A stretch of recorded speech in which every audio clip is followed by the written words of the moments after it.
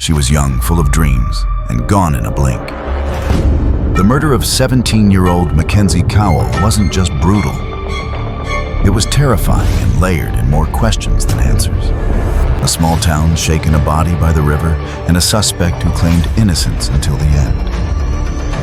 But what really happened? And why does so much still feel off? This is not just another true crime story. This is the full case broken down like never before, only on this channel.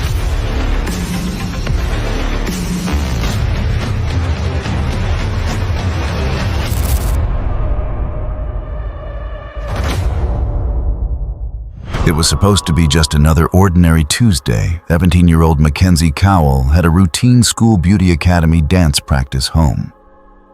She lived in Wenatchee, Washington, a place so quiet and tucked away that people rarely locked their doors.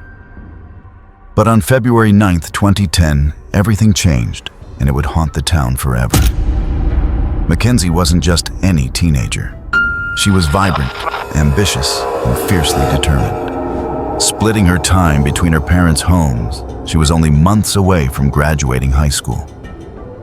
And already enrolled in a cosmetology program at the Wenatchee Academy of Hair Design, she had dreams of becoming a hairstylist, maybe even owning her own salon someday. Dance was another passion. She performed with her school's team, the Apleties, lighting up parades and festivals with her energy.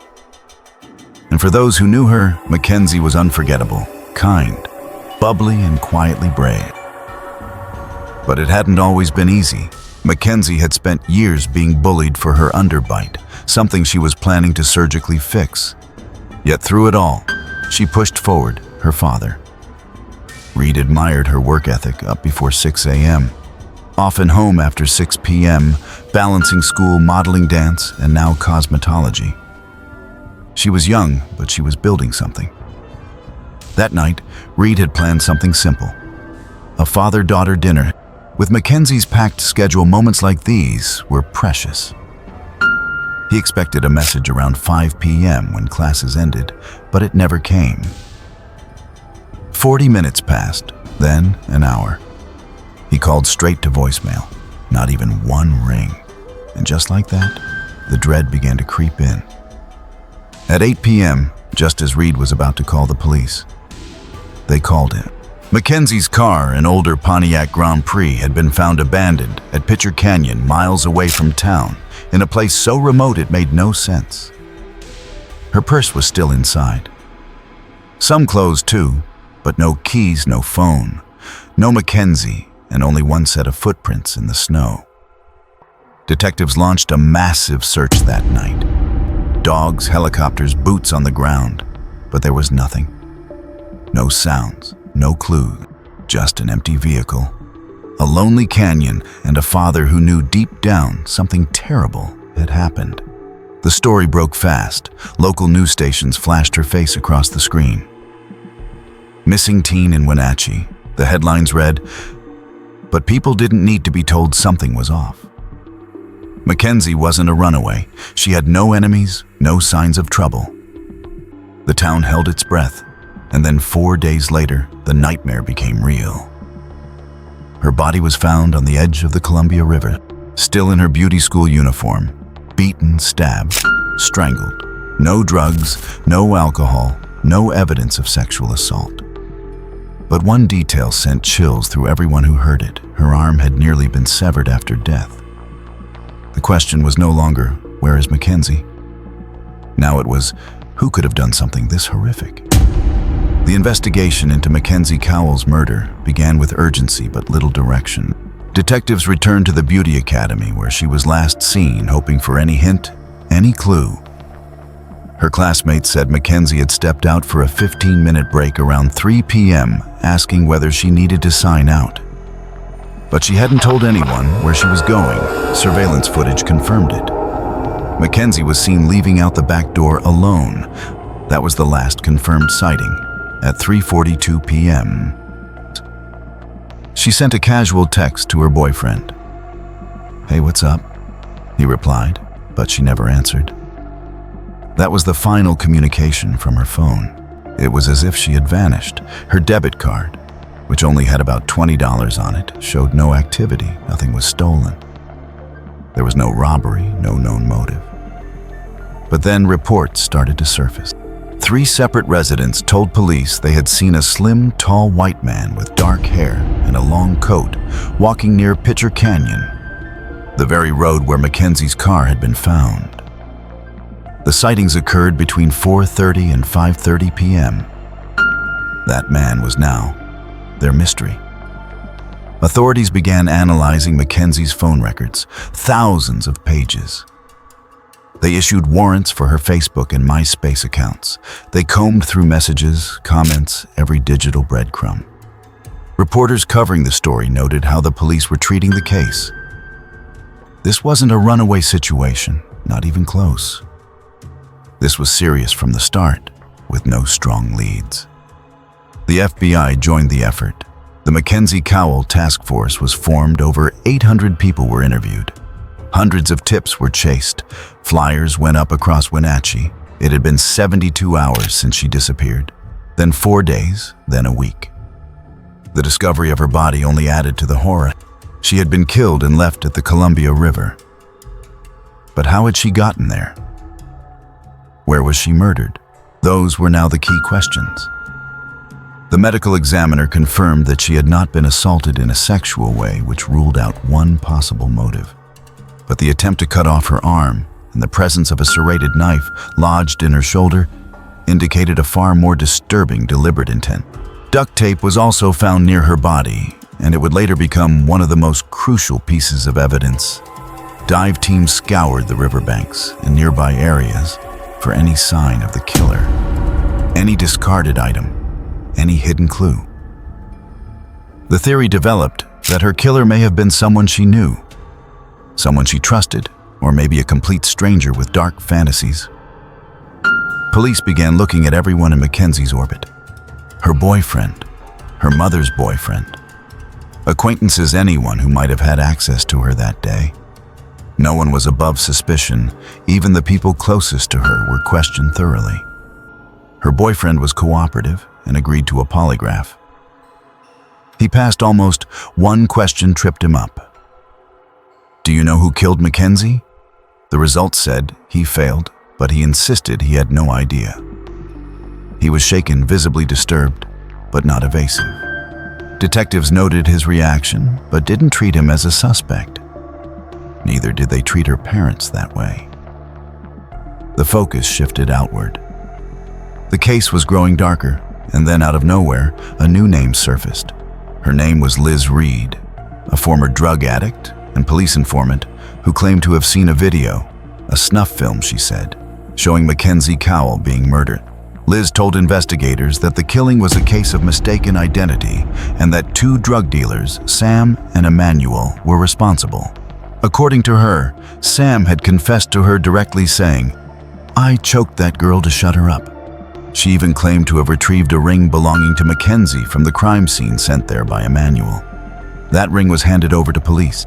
At first, the story gripped detectives. Liz's description of the murder weapon matched the knife found in Mackenzie's shoulder, and she provided details that had not yet been released to the public.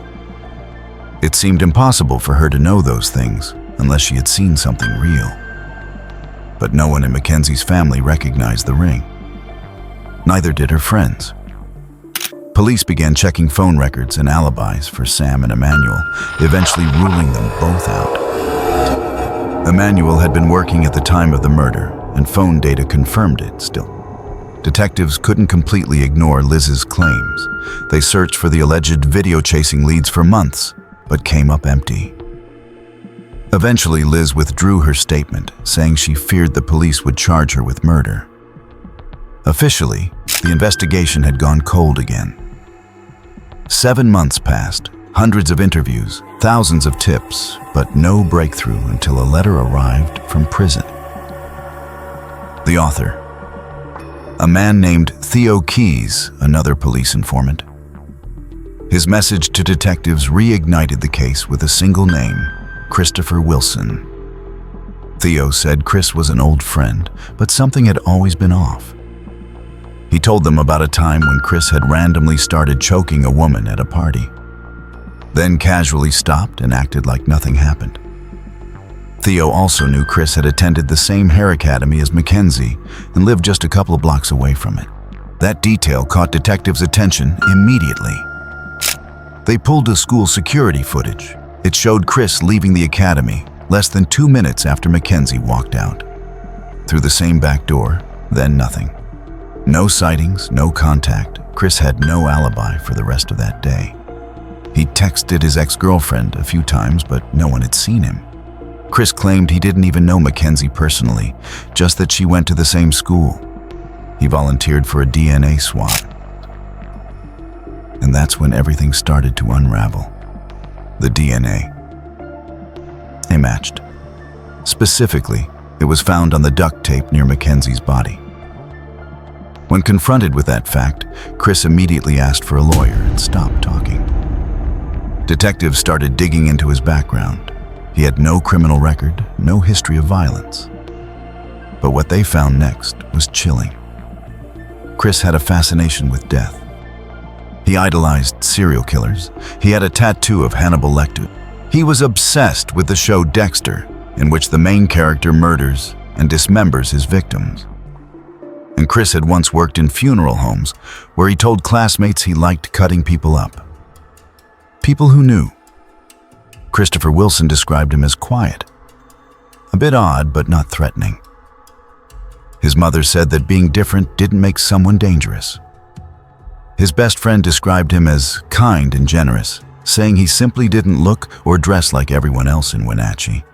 Chris had dyed jet black hair, visible tattoos, and wore dark, unconventional clothing. But detectives weren't interested in appearances, they were interested in facts. The description of the man seen walking down from Pitcher Canyon that day, a slim, tall white male with long, dark hair, was a match. Chris had left the building just moments after Mackenzie and was unaccounted for during the time frame of her disappearance. That wasn't all. A deeper dive into his life uncovered more disturbing behavior. One classmate said Chris had bragged about using a belt to strangle someone at a hotel. Another said he once joked about liking to cut people up when he worked on them. But jokes like that in hindsight take on an entirely different weight still. Chris denied everything. He told police he had never been to Pitcher Canyon. He had no reason to go there, no connection.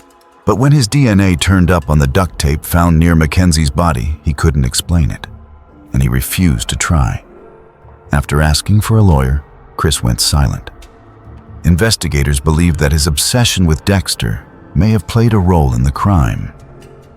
The attempt to cut off Mackenzie's arm, the stabbing the control, it all fit with the type of violence seen in the show.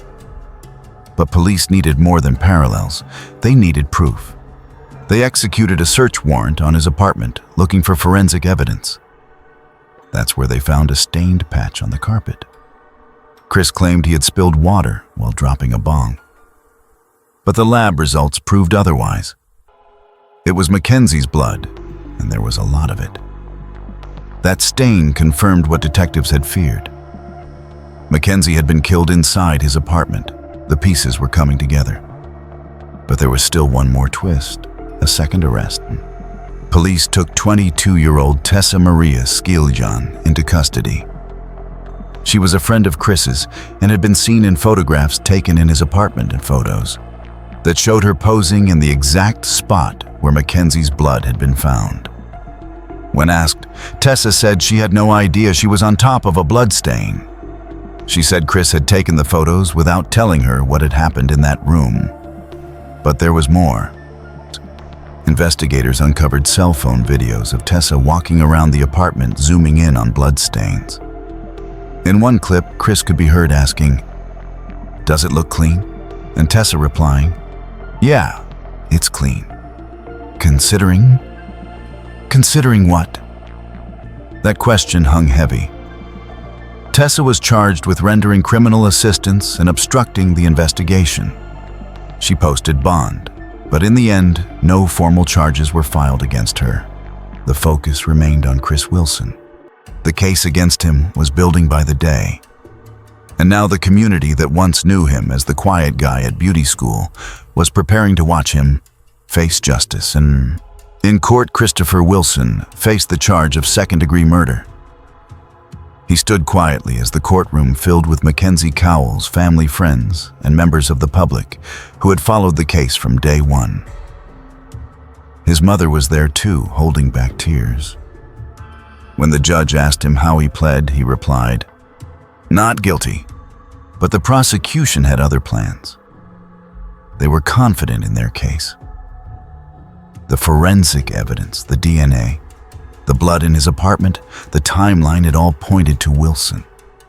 And so they made a bold move. They upgraded the charge to first-degree murder, stating that the evidence supported a claim of premeditation. If convicted, Chris faced up to 26 years in prison. His defense team, led by high-profile attorney John Henry Brown, famous for representing figures like the Barefoot Bandit and even Ted Bundy, argued back hard. They claimed Chris had been framed. They said law enforcement could have planted the blood in his apartment. They suggested the real killers were the same men. Liz Reed had accused Sam and Emmanuel, even though police had already ruled them out. The defense pointed to the fact that Chris's DNA wasn't found in Mackenzie's car, nor on the knife lodged in her shoulder. They also said that the ring Liz handed to police did match one seen in an old photo of Mackenzie, although those close to her didn't recognize it. The judge agreed to bar prosecutors from mentioning Chris's fascination with Dexter or his work at funeral homes, deeming it too prejudicial. But even without that, the case was strong. So prosecutors offered Chris a deal: pled guilty to manslaughter and get just 6 years in prison. It was an astonishing offer, considering the brutality of the crime. Chris refused. He said he was innocent and wanted to clear his name. The case proceeded. Jury selection was nearing, and then just before trial was set to begin, Chris changed his mind. He asked to take the plea deal, but by that point, the 6-year offer was off the table. Prosecutors wanted more. In order to accept any plea now, they demanded a written statement from Chris, one that acknowledged what he had done. So in front of the court, his words were read aloud. "I recklessly caused the death of Mackenzie Cowell by strangulation and stabbing her with a knife." When asked if he agreed with the statement, Chris said yes. But then he added, "It's not true, I didn't do it. I just wanted to end this." He said he felt the jury pool was already biased against him. He believed he had been set up from the start. Ultimately, Chris pleaded guilty to first-degree manslaughter, first-degree robbery for taking Mackenzie's phone, and to an unrelated assault charge. In May 2012, he was sentenced to 14 years in prison with credit for time already served. As he was led away, something unexpected happened. Mackenzie's family and Chris's family embraced. They cried. They said sorry. Because in that courtroom, it was clear both families had lost something they could never get back. After sentencing, Chris Wilson tried to withdraw his guilty plea. He appealed to the Washington Court of Appeals, arguing that he had been pressured into confessing to something he didn't do, that the system had failed him, that the plea wasn't truly voluntary, but the court didn't agree. His appeal was denied. The case was considered closed. For a while, the town of Wenatchee tried to move forward. But scars like these don't fade easily. Mackenzie's bedroom remained untouched, a quiet tribute to the life she was supposed to live.